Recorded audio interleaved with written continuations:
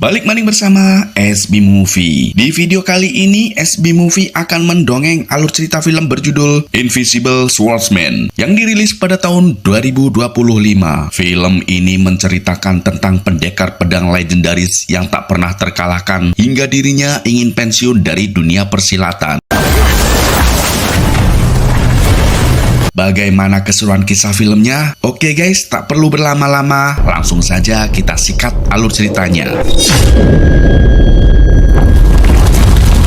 Film diawali dengan diperlihatkan seorang pendekar tua sakti bernama Ren Wuxing yang berasal dari perguruan Matahari Bulan. Ren Wuxing juga terkenal dengan pendekar iblis yang sangat kejam, di mana kita melihat baru saja Ren Wuxing telah menghabisi beberapa pendekar lain yang menantangnya dengan digantung di atas bukit. Beberapa hari kemudian, terlihat Ren Wuxing sedang menyempurnakan ilmunya. Tak lama datang seorang wanita yang mengatakan dirinya sebagai kesatria dari timur. Wanita tersebut bernama Bubai.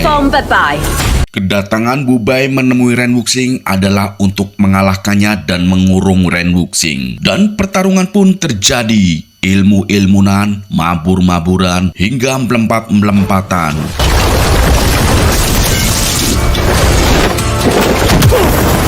Selama pertarungan, Bubai secara mengejutkan berhasil menghindar dari serangan Wuxing. Bahkan Bubai mampu membalas dengan teknik uniknya menggunakan jarum yang menjadi senjata andalannya. Dengan keterampilan yang luar biasa, ia melemparkan kuali berisikan api ke arah Bubai. Bubai pun membalasnya dengan lemparan jarum saktinya sehingga menembus dan mengenai mata kanan Wuxing.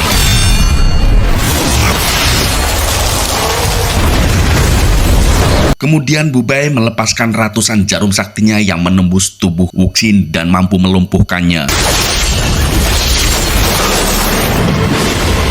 Kini Ren Wuxing pun akhirnya tersegel dengan jarum sakti milik Bubai. Dan Bubai pun berhasil mengambil alih sekte suci Matahari Bulan.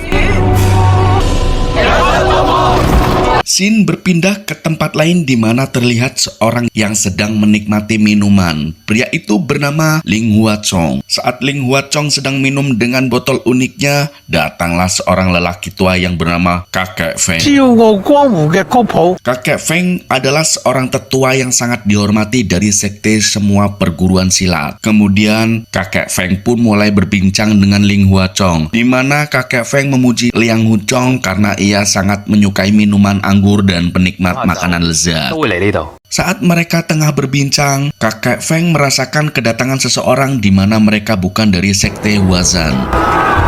Dan benar saja, di mana ia melihat dua orang wanita yang tengah bertarung dengan pasukan Jianghu. Lalu Kakek Feng pun memberitahu kepada Ling Huachong bahwa salah satu dari wanita itu adalah anak dari Wuxing. Dia bernama Ren Yingying dan teman satunya bernama Phoenix Biru. Kakek Feng juga memperingatkan bahwa Ling Huachong tidak boleh untuk ikut campur dalam pertarungan itu, karena jika gurunya tahu, maka akan dalam masalah besar.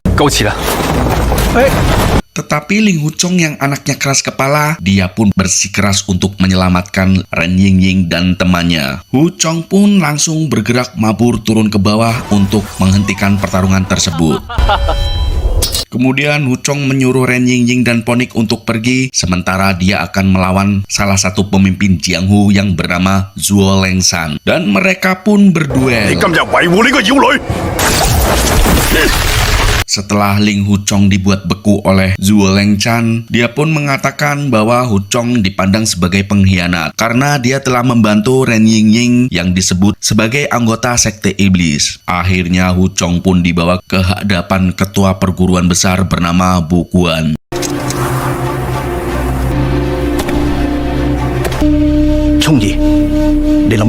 Dan kita diperlihatkan seorang wanita yang bernama Yue Lingshan. Dia adalah putri dari ketua perguruan silat yaitu Bu Guan. Yue Lingshan juga adik seperguruan dari Huchong. Lalu saat Yue Linghuan masuk, dia kaget karena mendapati Huchong sedang diinterogasi karena kedekatannya dengan Ren Yingying dan dituduh sebagai pengkhianat. Berdasarkan tuduhan tersebut, Huchong menjelaskan kedekatannya dengan Ren Yingying bahwa berdasarkan pada kecil kecintaan mereka yang sama terhadap musik dan tidak ada hubungannya dengan politik sekte.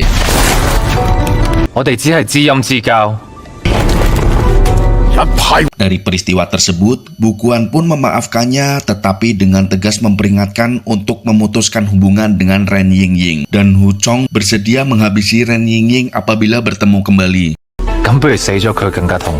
Namun di sini ternyata Hu Chong keras kepala dan menolak untuk melakukannya. Dan ketegangan pun terjadi di mana Putri Buguan dan teman-temannya berkumpul untuk membela Ling Hu Chong. Hal itu pun membuat Zhuo Lengchan semakin marah, yang akhirnya murid-muridnya menghunuskan pedang mereka dan bersiap untuk menyerang. Dan tiba-tiba hembusan angin kencang datang dan melucuti pedang mereka. Tak lama muncullah kakek Feng.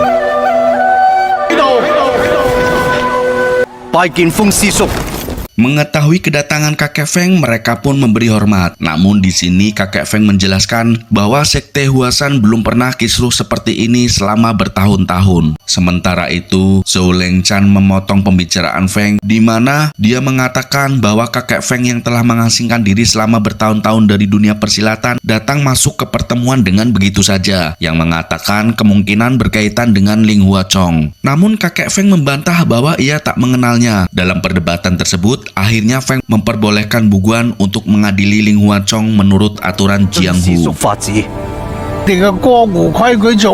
Akhirnya Buguan menyuruh Hu Chong untuk bertanggung jawab atas apa yang telah diperbuatnya. Hu Chong pun mengatakan dia akan bertanggung jawab, bahkan Hu Chong akan menghilangkan ilmu bela dirinya.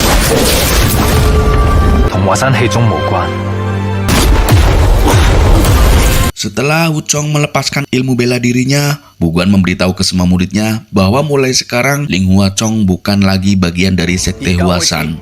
Bahkan Buguan pun mengusir Ling Huachong. Mendengar Ling Huachong akan diusir, kakek Feng pun langsung menyelamatkan Ling Huachong lalu membawanya dan mentransfer kekuatannya yang setara dengan 20 tahun pelatihan.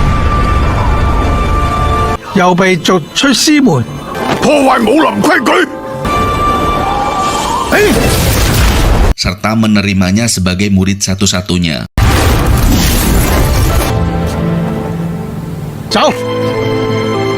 Sementara itu di tempat lain, Bubai terlihat bertemu dengan gurunya yang menempatkan posisi pada Bubai menjadi penggantinya. Di mana sang guru menjelaskan bahwa di hari ke-6 tepat pada bulan ini yang akan menjadi pertarungan terakhirnya melawan Raja Iblis. Namun Bubai sebagai murid setia, dia meminta kepada gurunya untuk menggantikannya bertarung. Tetapi sang guru menolak karena ia sendiri yang akan pergi. Di sini sang guru menjelaskan kepada Bubai jika ingin menguasai puncak ilmu bela diri, seorang pria harus mengebiri dirinya sendiri. Namun meskipun pengorbanannya yang ekstrim, ia tidak dapat maju melampaui tahap ke maksimal. Karena semua murid dari sang guru semuanya laki-laki dan hanya Dubai lah yang perempuan, jadi sang guru bermaksud agar Dubai mengambil alih seluruh wilayah Jianghu yang kemudian sang guru memberikan sebuah gulungan kepada Dubai.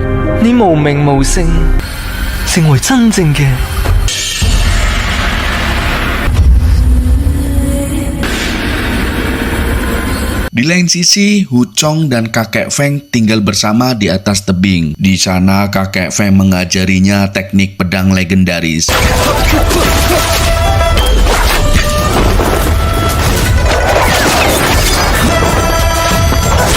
Namun selama pelatihan, Hu Chong hanya bisa menguasai 8 gerakan pedang, di mana gerakan ke-9 hanya dapat dipahami oleh mereka yang telah benar-benar mengenali dirinya mereka sendiri. Suatu hari ketika kakek Feng dan Hu Chong sedang makan, mereka melihat kelabang berbisa, di mana pemandangan yang tidak biasa di daerah itu. Lalu hal ini segera membuat Hu Chong waspada karena ia mengenali sebagai tanda-tanda kedatangan Ren Yingying dan Ponik Biru.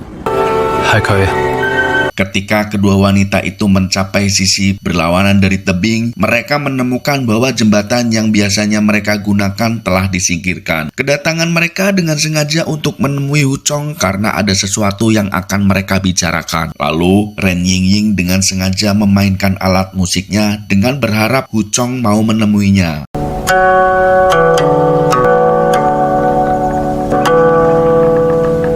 Namun ternyata di sini Huchong menolak untuk bertemu dengannya. Saat Huchong kembali ke dalam gua di tebing, kakek Feng pun menemuinya dan menyarankan kepada Huchong untuk mengikuti kata hatinya.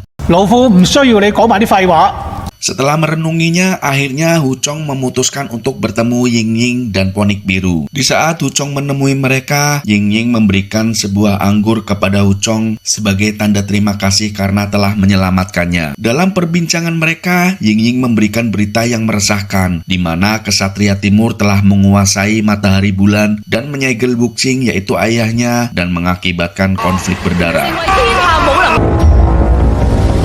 Yin yang putus asa memohon kepada Huchong untuk membantu menyelamatkan ayahnya. Itulah yang menjadi alasan Ying untuk mencari Huchong. Pada awalnya Huchong menolak karena dia tidak ingin lagi terjerat dengan sekte iblis dan lebih suka menjalani kehidupan yang damai.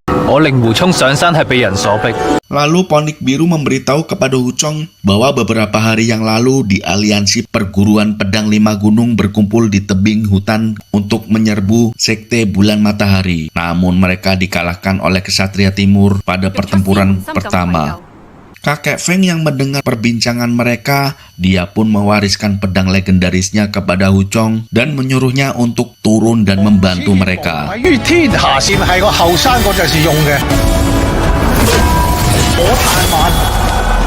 Kemudian Huchong, Ying dan Ponik Biru bergegas pergi menuju tebing hutan.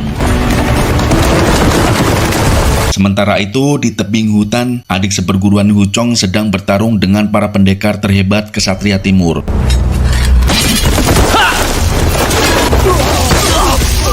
Kemudian Huchong muncul yang mengagetkan pihak musuh. Lalu Huchong menyuruh adik seperguruannya untuk pergi karena ialah yang akan menghadapinya. Dan terjadilah pertarungan dengan salah satu dari 3 pendekar terbaik dari Ksatria Timur. Di saat Huchong hendak mengalahkannya, tiba-tiba datang bala bantuan yang juga pendekar terbaik dan terjadilah pertarungan hebat.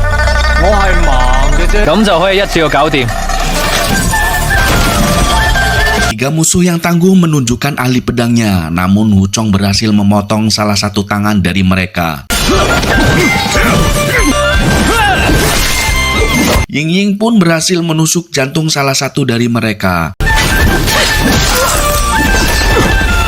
Namun yang mengejutkan, mereka bisa pulih seketika dan bisa menyambung tangannya yang putus. Dan si buta pun tetap hidup meskipun jantungnya hilang. Kemudian terungkaplah bahwa para Ksatria Timur telah meracik pil menggunakan otak 3 mayat untuk menyempurnakan teknik bunga matahari yang membuat mereka tak terkalahkan. Meskipun mereka terlihat sangat menakutkan, Huchong tetap tidak gentar. Ia pun terus mencari kelemahannya. Akhirnya Huchong menggunakan teknik pedangnya untuk menghasilkan hembusan angin yang kuat yang memaksa 3 pendekar untuk mundur.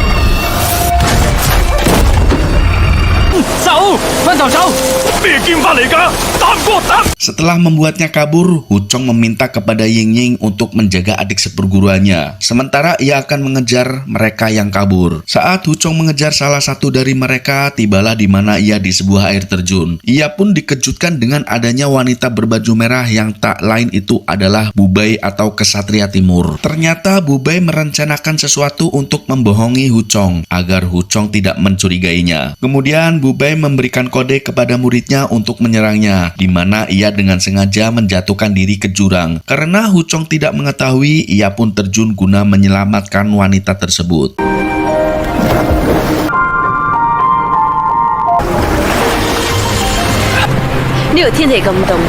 Dan pada saat itulah mereka saling berkenalan. Namun Huchong yang tidak tahu nama wanita tersebut, ia memberikan nama panggilannya yaitu Zhou Yu. Di Di lain sisi, di tebing hutan, Ponik Biru yang sedang sendirian tiba-tiba diserang oleh sosok yang tak dikenal. Dan pada saat yang sama, Huchong kembali ke tebing. Ia pun diserang dengan tiba-tiba yang ternyata adalah gurunya.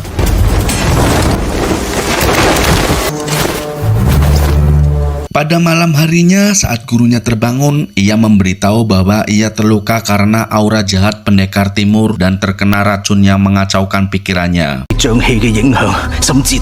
Ternyata sang guru hanya berpura-pura untuk mengelabui Huchong, di mana ia sebenarnya telah bergabung dengan Ksatria Timur tanpa sepengetahuan muridnya. Ia menanyakan untuk apa berada di sini. Huchong pun menjelaskan bahwa keberadaannya di sini untuk menyelamatkan adik seperguruan yang dibawa di tebing hutan. Sang guru pun berpura-pura untuk berniat naik ke tebing guna menyelamatkan mereka. Ling Huchong pun meminta agar ia bisa pergi bersama gurunya. Setelah sampai di tebing hutan, sang guru memberitahu bahwa di ataslah tempat persembunyian Ksatria Timur. Bahkan setiap harinya Ksatria Timur mengadakan pengorbanan darah manusia untuk melampaui hidup dan mati, di mana ia melakukan itu untuk mendapatkan kekuatan dan memurnikan diri. Kemudian mereka pergi memanjat tebing yang ternyata sang guru ingin membunuh Huchong. Namun dari atas anak panah mengarah padanya, yang akhirnya sang guru gagal untuk membunuh Huchong. Karena mendapati serangan dari atas, Huchong pun meminta kepada gurunya untuk berpencar. Sementara itu di tempat lain terlihat Du Bei sedang berkumpul bersama para pendekar. Di saat itu juga datang seorang pria yang ternyata guru dari Huchong yang telah berkhianat menjadi murid Ksatria Timur. Kemudian Ksatria Timur memberikan pil abadi kepada para pendekarnya yang membuat semua lukanya cepat pulih dan sembuh.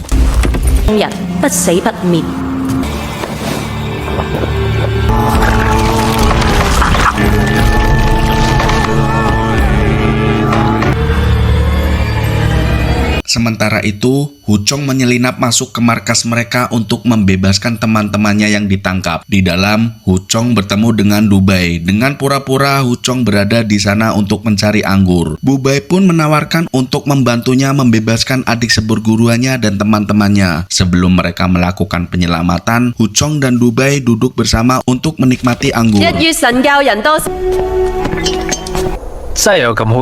Selama percakapan mereka, Du Bei bertanya pada Huchong mengapa ia tidak berusaha untuk memerintah Jianghu seperti para pemimpin lainnya. Huchong pun mengatakan bahwa dia tidak tertarik pada ketenaran atau kekuasaan, karena hal itu hanya menyebabkan dendam dan konflik yang tidak ada habisnya.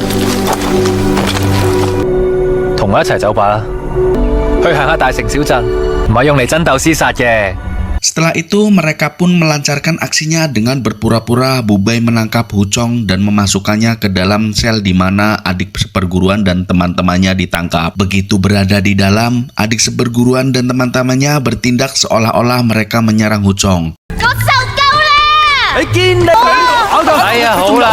Beberapa saat kemudian, keributan mereka menarik perhatian penjaga yang mendorong mereka untuk membuka kunci sel. Huchong pun mengambil kesempatan untuk mengalahkan para penjaga dan melarikan diri. Tiba-tiba datang Ying Ying dan Ponik Biru. Mereka datang dengan tujuan untuk menyelamatkan Wuxing atau ayah Ying Ying. Melihat hal ini, Huchong dengan cepat menginstruksikan untuk memimpin adik dan teman sepergurunya ke tempat lain. Sementara ia dan Ying Ying fokus membebaskan Ren Wuxing. Namun kini Wuxing berada di dalam penjara yang dijaga dengan sangat ketat, sehingga tidak mungkin untuk masuk. Huchong sekali lagi menipu para penjaga untuk membuka kunci. Setelah para penjaga masuk, dengan cepat Huchong menjatuhkan mereka dengan satu serangan.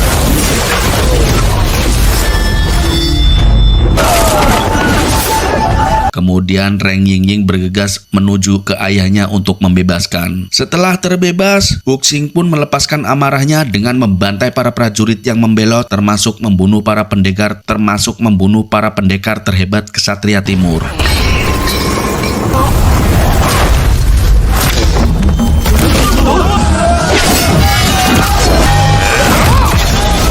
Beberapa hari kemudian, di tempat kediaman Wuxing, ia mengundang Huchong untuk ikut bergabung dengannya, guna mengalahkan pemimpin sekte Kesatria Timur. Dia bahkan menawarkan Huchong untuk menikahi putrinya, namun Huchong menolak karena ia tidak tertarik pada kekuasaan dan memilih untuk kembali ke sekte Huasan. Kemudian Huchong dengan adik dan teman seperguruannya merayakan reuni mereka. 好，走，呢種烤番薯我可以食5個。我落後二，我試先啦。你做乜嘢？ Setelah usai berpesta, pada malam harinya, saat semuanya tertidur, Huchong pergi untuk menemui Bubai. Di saat Huchong melewati sebuah pasar, Huchong melihat Buguan memasuki gubuk kecil. Karena penasaran, Huchong pun mengikuti dan menemukan Buguan di mana ia sedang dalam misi untuk membunuh 4 mantan sekutunya dari aliansi Pedang 5 Gunung. Buguan yang mengetahui kedatangan Huchong, akhirnya Buguan menusuk Huchong tepat di jantungnya yang membuatnya terkapar. Namun saat itu Bubai muncul dan dengan sangat cepat memenggal kelapa Buguan. Keesokan harinya, setelah tersadar, dia mendapati dirinya berada di sebuah rumah di mana Bubai telah merawatnya. Setelah Bubai pergi, Huchong pun memutuskan untuk kembali kepada adik-adik dan teman-temannya. Saat dalam perjalanan, Huchong mendapati kerumunan di sebuah tempat di mana semua orang membungkuk di hadapan pemimpinnya. Namun di sini Huchong mengenalinya. Pada saat itulah ia menyadari wanita yang ia cintai adalah pemimpin sekte iblis.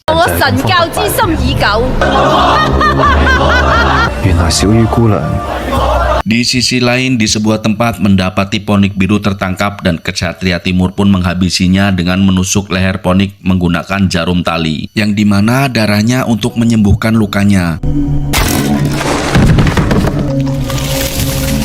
Dengan tidak sengaja, Huchong yang berada di tempat tersebut melihat kejadian itu, lalu Huchong pun pergi.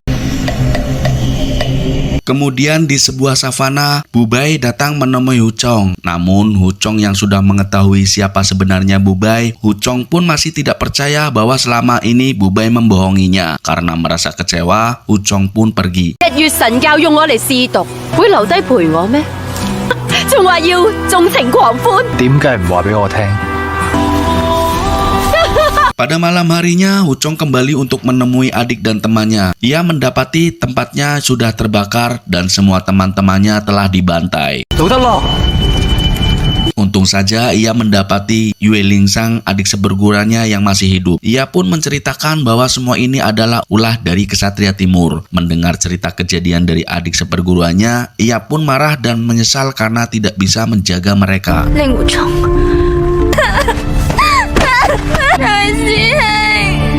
Keesokan harinya, Huchong memakamkan semua orang dan bergegas pergi untuk menemui Wuxing, bertujuan meminta bantuan untuk membunuh pendekar timur. Setelah mereka bersiap, mereka pun bergegas pergi ke tebing hutan. Sesampainya di tempat, akhirnya mereka pun bertemu dengan Bubai dan pertempuran pun dimulai.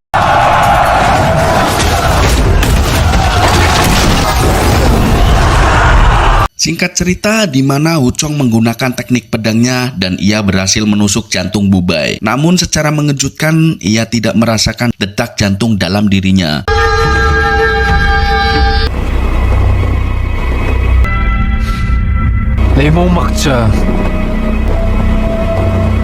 Saat itu juga Wuxing melepaskan kekuatan penuhnya yang membuat Bubai jatuh ke jurang. Melihat wanita yang ia cintai jatuh ke jurang, Huchong pun ikut terjun untuk menyelamatkannya.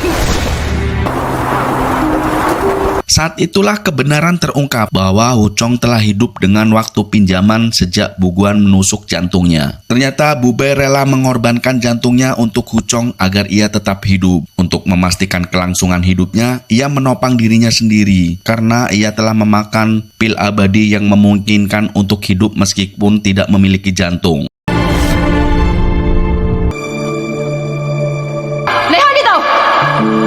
Pada malam harinya, Wuxing bersukaria atas kemenangannya. Wuxing pun tertawa lepas atas perayaan tersebut. Yue Lingshan yang mendengar tawanya, ia tiba-tiba teringat mengenal suara yang sama dengan terjadi pembantaian. Terungkaplah fakta bahwa Wuxinglah yang membantai semua teman-temannya dan yang menjadikan ia buta. Hu Chong yang mendengar hal itu, dia pun sangat marah dan hendak menghabisi Wuxing. Namun Yue Lingshan menahannya. Dia memperingatkan bahwa lebih banyak pertumpahan darah hanya akan melengsarkan siklus kekerasan. Memahami kebijaksanaannya, Hu Chong pun memilih untuk pergi. Bahkan ketika Wuxing menawari posisi sebagai orang kedua, Hu Chong pun menolak tanpa ragu-ragu.